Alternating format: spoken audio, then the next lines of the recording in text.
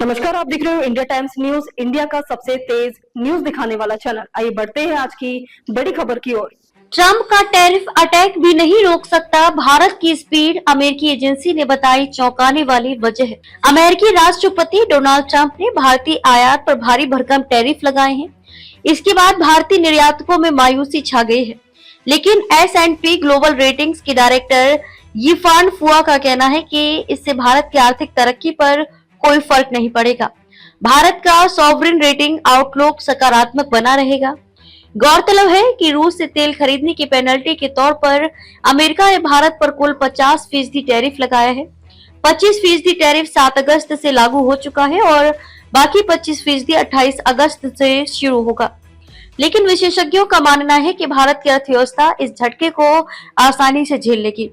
फुआ ने बुधवार को एशिया पैसिफिक सॉवरेन रेटिंग्स पर वेबिनार में कहा कि भारत की अर्थव्यवस्था व्यापार पर ज्यादा निर्भर नहीं है।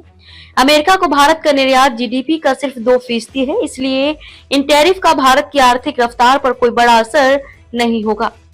क्यों नहीं पड़ेगा भारत पर असर? पिछले साल मई में S&P ने भारत की सॉवरेन रेटिंग BBB को सकारात्मक आउटलुक दिया था। इसकी वजह देश की मजबूत आर्थिक तरक्की थी। S&P की ताजा भविष्यवाणी के मुताबिक भारत की जीडीपी ग्रोथ इस वित्तीय वर्ष में 6.5% रहेगी। ये पिछले साल के बराबर। फुआ ने बताया कि फार्मास्यूटिकल्स और कंज्यूमर इलेक्ट्रॉनिक्स जैसे बड़े निर्यात क्षेत्रों को टैरिफ से छूट दी गई है। उन्होंने कहा, लंबे समय में हमें नहीं लगता कि ये टैरिफ भारत की अर्थव्यवस्था के लिए बड़ा झटका होंगे, इसलिए भारत का सकारात्मक आउटलुक बरकरार रहेगा। निवेश पर भी असर नहीं।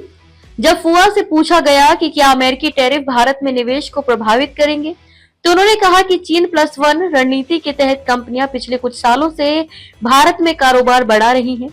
ये कंपनियां ज्यादातर भारत की विशाल घरेलू मांग को पूरा करने के लिए यहां आ रही हैं, न कि सिर्फ अमेरिका को निर्यात करने के लिए। फुआ ने कहा, कई कंपनियां भारत में इसलिए निवेश कर रही हैं क्योंकि यहाँ मध्यम वर्ग तेजी से बढ़ रहा है। जो लोग भारत में निवेश कर रहे हैं, उनका मकसद सिर्फ अमेरिकी बाजार नहीं है। खबरों में अब तक के लिए बस इतना ही। फिर होगी आपसे मुलाकात, तब तक के लिए नमस्कार और देखते रहिए इंडिया टाइम्स न्यूज।